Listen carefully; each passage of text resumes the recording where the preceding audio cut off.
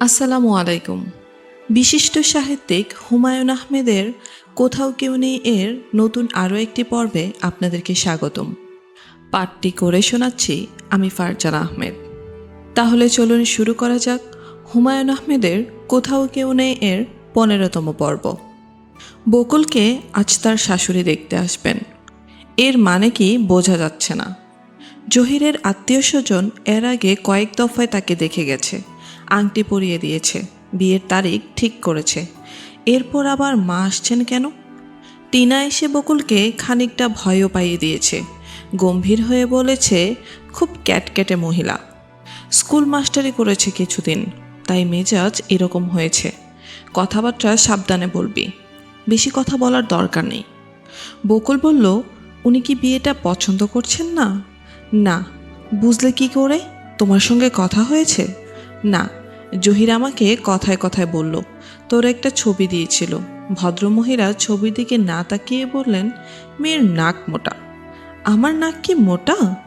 নাক ঠিকই আছে, বুদ্ধি মোটা। বকুলের মন খারাপ হয়ে গেল।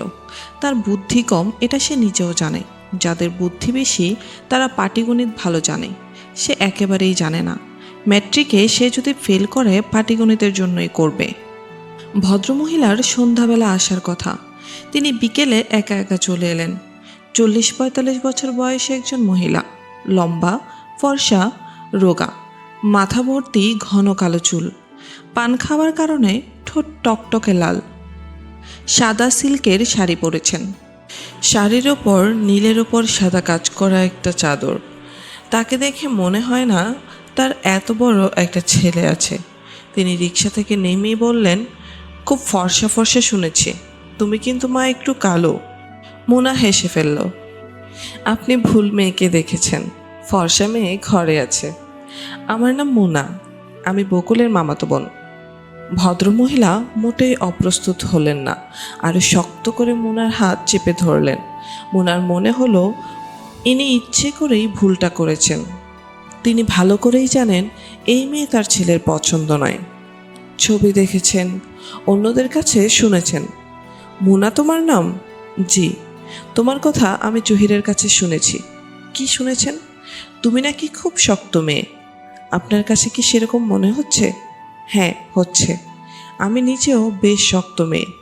জহিরের 4 বছর বয়সে তার বাবা মারা গেলেন। তারপর আমি এদের এত দূর টেনে তুললাম। শক্ত মেয়ে না হলে কি এটা সম্ভব? তুমিই বলো। বকুলকে দেখে তিনি তেমন কোনো উচ্ছ্বাস প্রকাশ করলেন না। গল্প করতে লাগলেন শওকত সাহেবের সঙ্গে। ঘরবাড়ির গল্প, জমি জমার গল্প। 50 বিঘা জমি আছে তার। জমির বিলি ব্যবস্থা নিয়ে সেই সব সমস্যা হচ্ছে তার গল্প।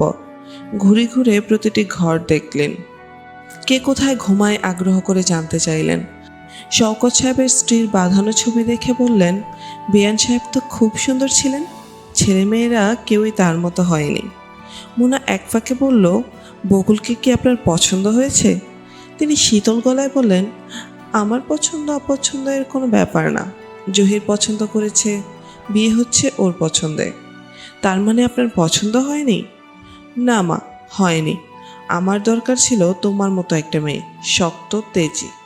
বকুল সেরকম না। কোনো একটা ঝামেলা হলেই এ মেয়ে ভেঙে পড়বে। আমার সংসার হচ্ছে মা ঝামেলার সংসার। কিসের এত ঝামেলা আপনার? আছে অনেক, বলবো সবই। বকুলের ভদ্রমহিলাকে ভালো লাগছে না। ইনি এত কথা বলছেন কেন? একজন বয়স্ক মানুষ বয়স্ক মানুষের মতো থাকবেন, হরবড় করে এত কথা বলবেন কেন? তাছাড়া ওনার জমি জমার সমস্যা, সেসব পৃথিবী শুদ্ধ মানুষকে জানানোর দরকার কি? বকুল রান্নাঘরে চলে এলো। বকুল খাবার দাবারের ব্যবস্থা করছে, সবই বাইরের খাবার। ঘরের বলতে পায়েস, সেটা এত মিষ্টি হয়েছে যে মুখে দেওয়া যাচ্ছে না। আপা বল, ভদ্রমহিলাকে তোমার কেমন লাগছে? ভালোই। এত সাজগোজ করেছেন কেন বলো তো? সাজগোজ কোথায় দেখলে? আমার ভালো লাগছে না আপা। তার এই সমস্যা সেই সমস্যা, এসব শুনতে কি কারো ভালো লাগে? যা চা দিয়ে। আমি পারবো না। বাজে কথা বলবি না, নে ট্রেটা ধর। বকুল ট্রে নিয়ে মুখ কালো করে বের হবার প্রায় সঙ্গে সঙ্গে বাবু এসে বলল, আপা, মামুন ভাই এসেছে, বসার ঘরে বসেছে। মোনা সহজ স্বরে বলল, গিয়ে বল ঘরে অনেক মেহমান, অন্যদিন যেন আসে। বাবু নিচু স্বরে বলল, আমি এটা বলতে পারবো না আপা, বলতে হলে তুমি বলবে। মামুন জড়সড় হয়ে বসেছিল, তার হাতে এক হাঁড়ি দই। আসার পথে কি মনে করে সে এক হাঁড়ি দই কিনে ফেলেছে, এর জন্য নিজেই সে খানিকটা বিব্রত বোধ করছে। মিষ্টি, দই এসব কিনে কারো বাড়ি যাওয়াটাই অস্বস্তিকর, নিজেকে কেমন জামাই জামাই মনে হয়। মোনা এসে ঢুকলো। মামুন হাসতে চেষ্টা করলো, হাসিটা ঠিক ফুটলো না, কোথায় যেন আটকে গেল। তোমাদের বাড়িতে কি হচ্ছে, কেউ এসেছে নাকি? বকুলের বিয়ে হচ্ছে, ওর শ্বশুরবাড়ি থেকে এসেছে। বকুলের বিয়ে হচ্ছে নাকি? এত তাড়াতাড়ি যে? ভালো ছেলে পাওয়া গেছে, বিয়ে দিয়ে দেওয়া হচ্ছে। এটা খারাপ না, একদিক দিয়ে ভালোই। আমি তাহলে বরং অন্যদিন আসি, কথা ছিল তোমার সঙ্গে। কথা থাকলে এখনই বলো, আবার আসার দরকার কি? আর আসার দরকার নেই? কি বলো তুমি? একবার তো বলেছি তোমাকে। শোনো মোনা, ঠান্ডা মাথায় একটা কথা শোনো, ঠান্ডা মাথায় কথা বলো। আমি যা বলছি ঠান্ডা মাথায় বলছি। আচ্ছা ঠিক আছে, একটা কথা রাখো, তুমি বরং আরও মাসখানেক নিজের মতো থাকো। মাসখানেক আমি তোমাকে বিরক্ত করব না। ভালো, গ্রামের বাড়িতে চলে যাচ্ছি, মাসখানেক ওখানে থাকবো, চাকরি ছেড়ে দিচ্ছি। মোনা চুপ করে রইল। মামুন সিগারেট ধরালো একটা, নিচু গলায় বলল, বাসে যেটা নিয়েছিলাম সেটা থাকবে, ভাড়া দিয়ে যাব। তোমার রাগ ভাঙলে বিয়ে করে ওই বাড়িতে গিয়ে উঠবো। উঠি এখন? এসেছো যখন বসো, চা খেয়ে যাও। আচ্ছা খেয়েই যাই, তোমার জন্য দই এনেছিলাম, দইটা নাও। মোনা দই হাতে রান্নাঘরে চলে গেল, বাবুকে দিয়ে চা এবং পায়েস পাঠিয়ে দিল। মামুন চা খেয়ে বেশ খানিক সময় একা একা বসে রইল। একসময় বাবু ঢুকলো, মামুন নড়ে চড়ে বসলো। বাবু কেমন আছো? ভালো আছি। তোমার যে মাথা ব্যথা হতো সেটা সেরে গেছে, না এখনো মাঝে মাঝে হয়? হয় মাঝে মাঝে। তুমি যেন কোন ক্লাসে পড়ো? ক্লাস 7-এ। বাহ, ভালো তো। সাঁতার জানো তুমি? না, আমাদের গ্রামের বাড়িতে বিরাট পুকুর আছে, নিয়ে যাব তোমাকে, সাঁতার শিখিয়ে দেব। দুদিনেই শিখিয়ে দেব। বাবু কিছু বলল না। বকুলের শ্বশুরবাড়ির আরও কিছু লোক এলো এ সময়, সবই মেয়ে মানুষ, এরা সরাসরি ভেতরে চলে গেলেন। বাবুও উঠে ভেতরে চলে গেল। মামুন থাকলো আরও খানিকক্ষণ। একটা টিকটিকি উকি দিচ্ছে, কৌতূহলী হয়ে তাকে দেখছে। বিশাল তার সাইজ, সম্ভবত এটা তক্ষক। বিদায় নেবার সময় মোনাকে বলে যাওয়া দরকার, কিন্তু মোনা আসছে না, হয়তো আর আসবে না, মেহমানদের নিয়ে ব্যস্ত। মামুনের মনে হলো মোনার রাগ কিছুটা কমেছে, আজকের ব্যবহার তো খুব সহজ ও স্বাভাবিক। নিজ থেকেই চা খেয়ে যেতে বলল, রাগ কমে যাবে, নিশ্চয়ই কমবে।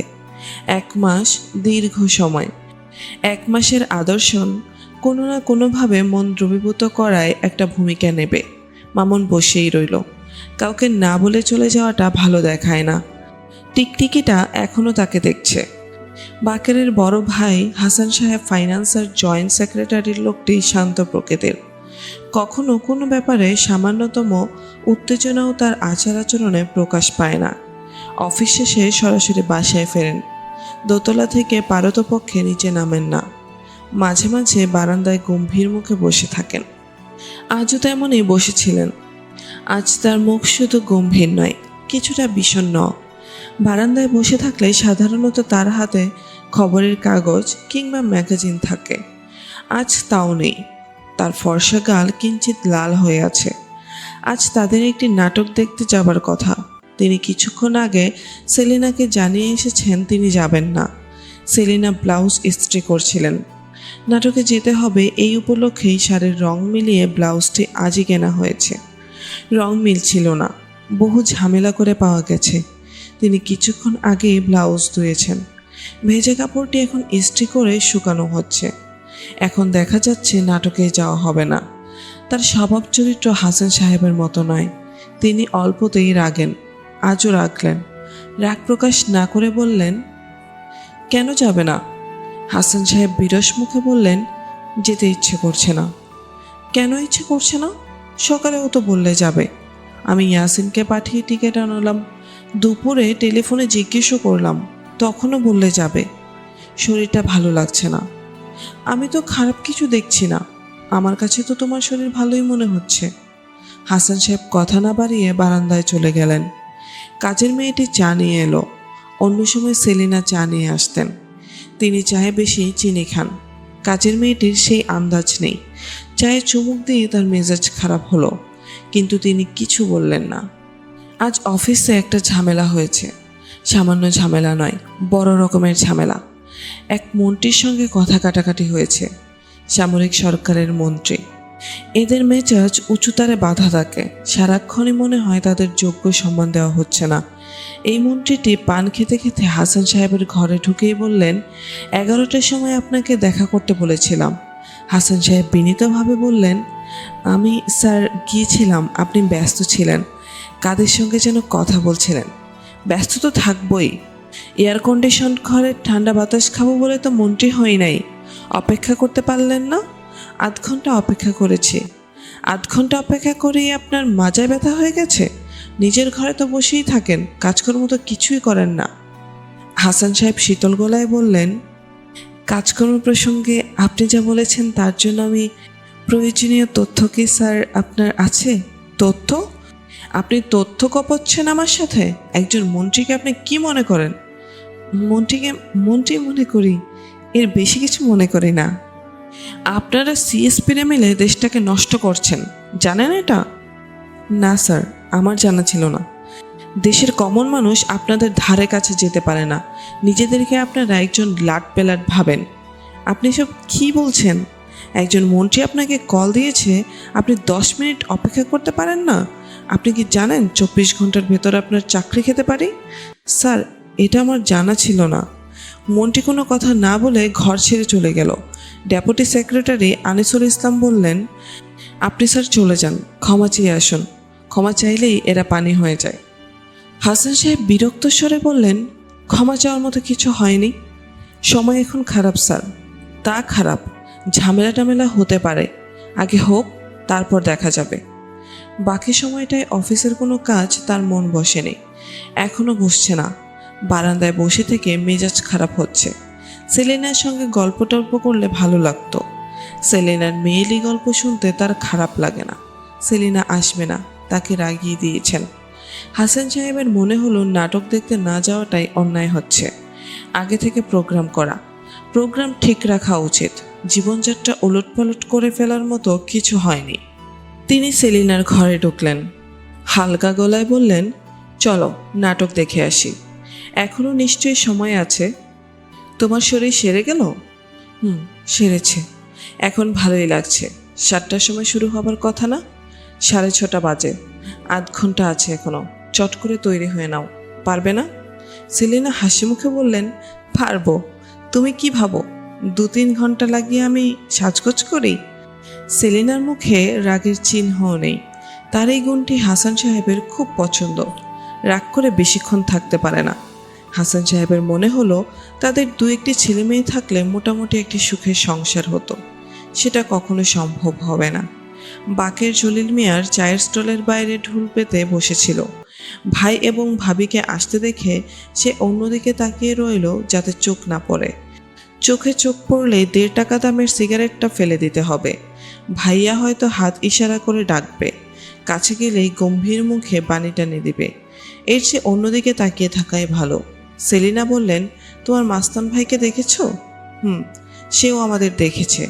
এখন এরকম ভান করছে যেন দেখতে পায়নি। এটাই স্বাভাবিক। বাবার সঙ্গে আমার যখন দেখা হতো আমিও এইরকমই করতাম, না দেখার ভান করতাম। তোমার ভাই তোমার মতোই হয়েছে, তাই বলতে চাও? হাসান সাহেব কোনো কথা বললেন না। রাস্তার মোড়ে রিকশার জন্য অপেক্ষা করতে লাগলেন। কোথাও যাবার তাড়া থাকলে কখনো রিকশা পাওয়া যায় না। সেলিনা বললেন, তোমার গাড়ি কেনার কি হলো? টাকা কোথায়? প্রাইভেট ফান্ড থেকে লোন নেবে বলেছিলে, ব্যাংকেও তো কিছু আছে। দেখা দেখি না, রোজ এমন রিকশা করে ঘোরাঘুরি করতে ভালো লাগে না। হাসান সাহেব চুপ করে রইলেন। একটা খালি রিকশা দ্রুত গতিতে আসছে। এর তাড়া দেখে মনে হয় না এ থামবে, কিন্তু হাসান সাহেবকে অবাক করে দিয়ে রিকশা থামলো। রিকশাওয়ালা গম্ভীর গলায় বলল, ওঠেন, আমরা বেলি রোডে যাব। যাবে তুমি? যেখানে কোন হেনেই যাবো, আমারে পাঠাইছে বাকের ভাই, ওঠেন। সারা পথ দুজনে কোনো কথা বললেন না। রিকশাওয়ালা অনবরত কথা বলে গেলেন।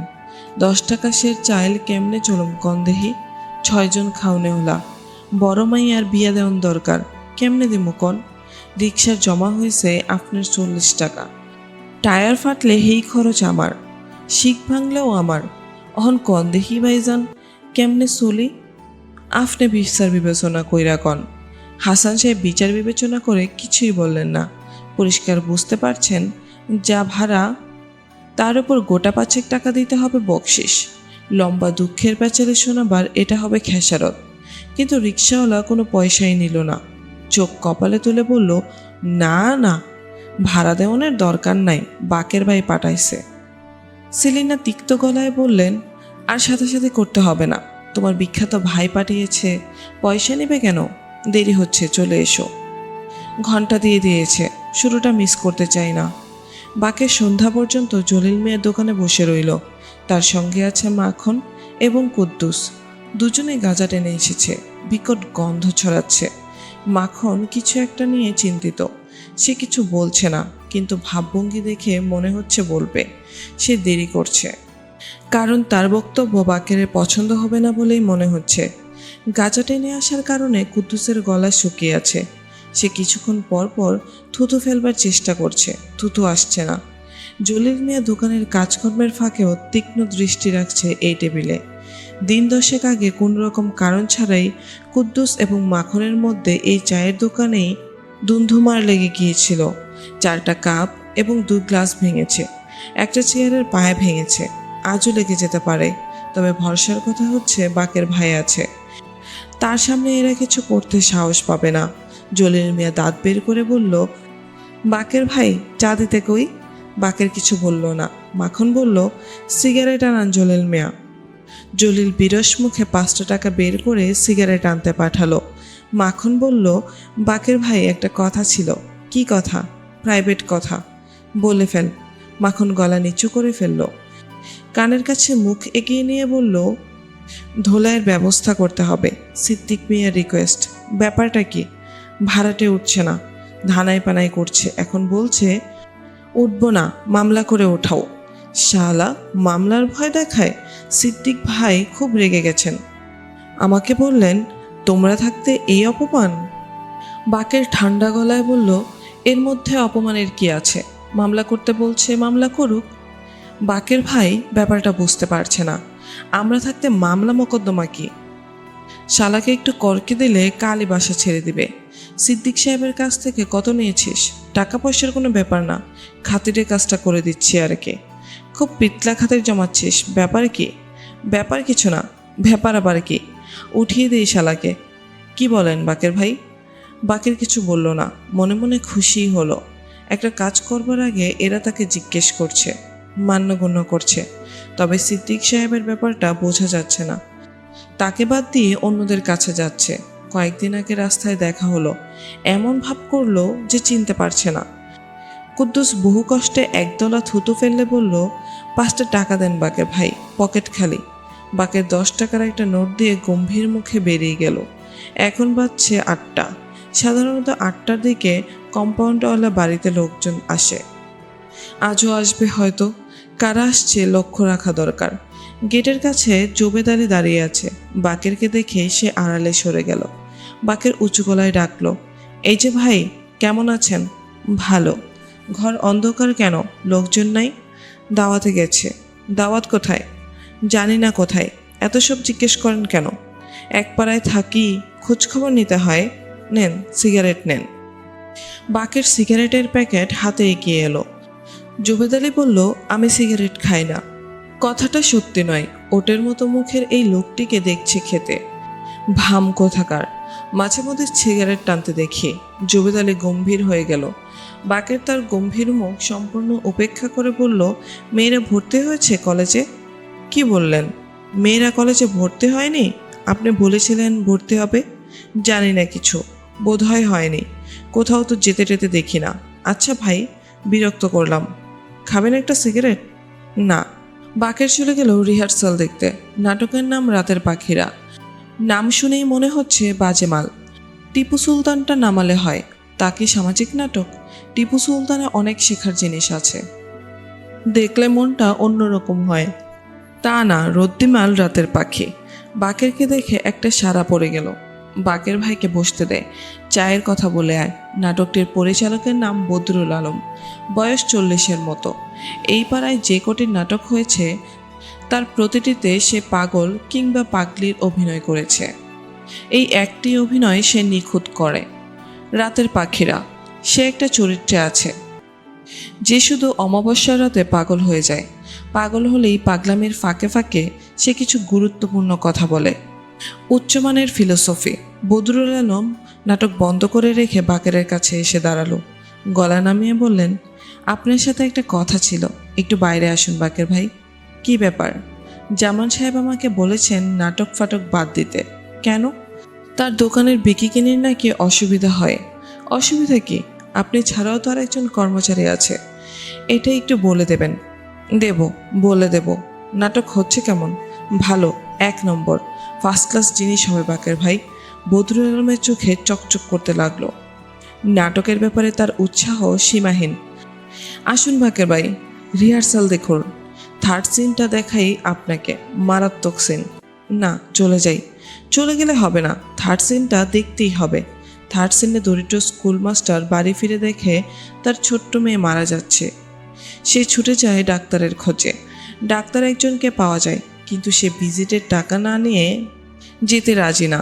মাস্টার বহু কাকুতি মিনতি করলো, কিন্তু কোনো লাভ হলো না। সে আবার ফিরে গেল ঘরে, চিৎকার করে বলল, কোথায় আমার নয়নের মণি? কেউ জবাব দিল না, কারণ নয়নের মণি মারা গেছে। মাস্টার চেঁচিয়ে বলতে লাগলো, হায় টাকা, হায় রে টাকা। বাকের মুগ্ধ হয়ে গেল, তার চোখ দিয়ে পানি পড়তে লাগলো, গলা ভার ভার হয়ে গেল। দুঃখের সিন দেখেই তার এইরকম হয়, চোখে পানি এসে যায়। নাটক দেখতে দেখতে তার ইচ্ছে করছিল থাবড়ে দিয়ে ডাক্তার হারামজাদাটার দাঁত ফেলে দিতে। শুয়োরের বাচ্চা। মানুষ মারা যাচ্ছে সেই দিকে খেয়াল নাই, টাকা আর টাকা। দেশটার হচ্ছে কি? সে আবার কম্পাউন্ডওয়ালার বাড়ির সামনে কিছুক্ষণ দাঁড়ালো। বাড়ি অন্ধকার, শুধু সিঁড়ির বাতি জ্বলছে। এরা কখন ফিরে লক্ষ্য রাখা দরকার, কিন্তু দাঁড়িয়ে থাকা যাচ্ছে না, মাথা ধরেছে। বাকের ভাই? বাকের চমকে দাঁড়ালো। ইউনিস মিয়া। সিগারেটের টাকা পায় বোধ হয়। নানান দিকে বাকি পড়ে গেছে। কি খবর ইউনুস মিয়া? সিদ্দিক সাহেবের বাড়িতে একজন ভাড়াটে যে থাকে, তার জিনিসপত্রের সব টেনে তুলে বাইরে ফেলে দিচ্ছে। আমি কি করব? সিদ্দিক সাহেব আর তার ভাড়াটে মামলার। তা তো ঠিকই। বাচ্চারা কান্নাকাটি করছে দেখে মনটা খারাপ হলো।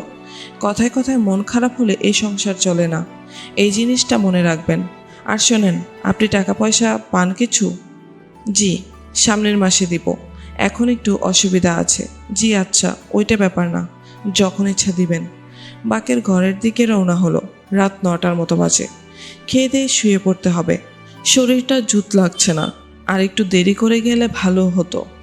ভাই ভাবিরা খেয়ে শুয়ে পড়তো, কারো মুখোমুখি হবার সম্ভাবনা থাকতো না।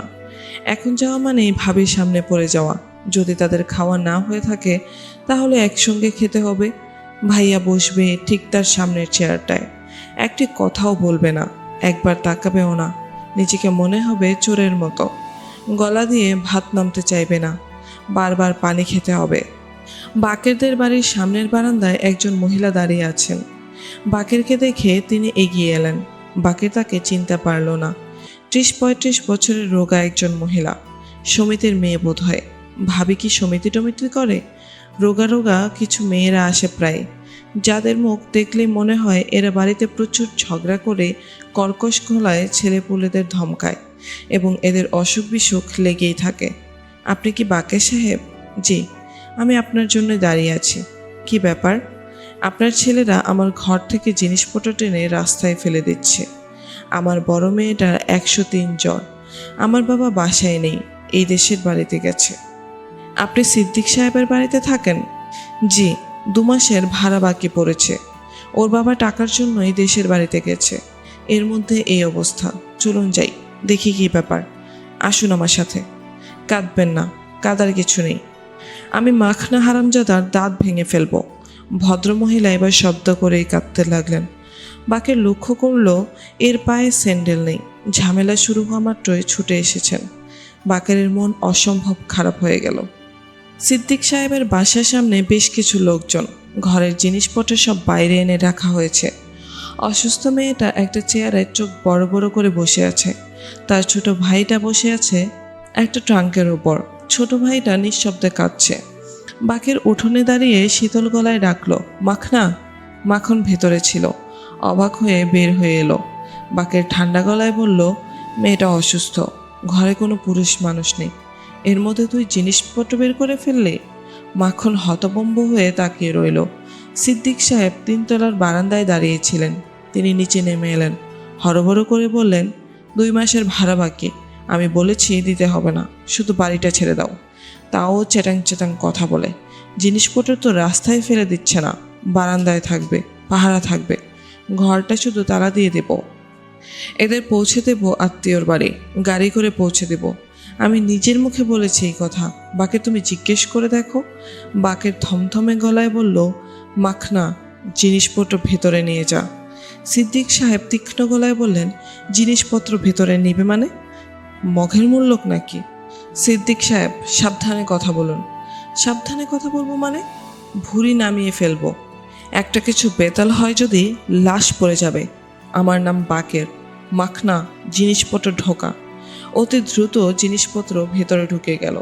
যারা দাঁড়িয়েছিল সবাই হাত লাগালো। মাখন মুখ শক্ত করে দাঁড়িয়েছিল। বাকের এগিয়ে গিয়ে প্রচণ্ড একটা চর বসালো। এই জাতীয় কাজকর্ম সে ছেড়েই দিয়েছিল, আবার শুরু করতে হলো। কিছু কিছু জিনিস আছে যা একবার ধরলে কখনো ছাড়া যায় না, আঠার মতো গায়ে লেগে থাকে।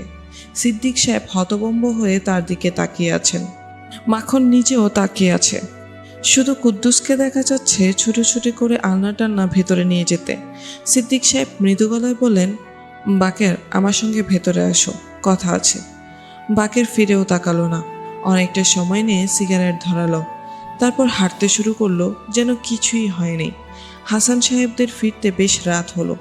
দুজনে মিলে বাইরে খেয়ে নিলেন। অনেকদিন পর তারা বাইরে খেতে এসেছেন। ইদানিং দুজনে একসঙ্গে তেমন কোথাও যান না। সূক্ষ্ম একটা দূরত্ব তৈরি হয়েছে। সেলেনার ধারণা এটা হচ্ছে তার জন্য। সংসারে শিশু না থাকলে সবাই দূরে দূরে চলে যায়, এটাই নিয়ম। সংসারে শিশু না আসার দায়িত্ব সেলেনার একার। বিয়ের পরপর টিউমারের কারণে তার জরায়ু কেটে বাদ দিতে হয়েছে।